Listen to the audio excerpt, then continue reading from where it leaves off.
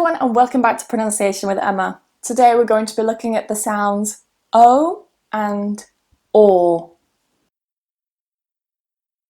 Now a lot of my students get influenced by the spelling, so this O sound appears quite a lot in words where there should actually be an OR sound. You'll see what I mean, I'll show you some examples today. But firstly, let's have a look at how we actually pronounce them. So the first one is a diphthong, meaning that it's basically two vowel sounds together in the same syllable, and we transition from one to the other. So we have O, O. We're moving from an to an U sound. O, O. The other one, OR, is just one long vowel sound. OR, OR. Let's have a look at some minimal pairs. So,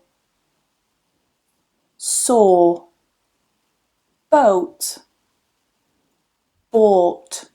Now this is one that I talked about earlier where many people are influenced by the spelling. So that OU in bought is not an O, it's just one long vowel sound. Or, bought, then just add that intonation, bought. Folk, fork. Now be careful with that because I do hear some students saying fuck, and that sounds very close to a bad word in English. So make sure you get that vowel length a little bit longer. Fork, fork. For example, knife and fork, not knife and fork. Low, law. Again, this is another one where some people think, there's a W in there, so it must be a W. It's not low or low, but it's just one vowel sound. Law. Start with that vowel, or then add the other sounds. Law, law. Let's have a look at some sentences. The cat's claws came close to my face.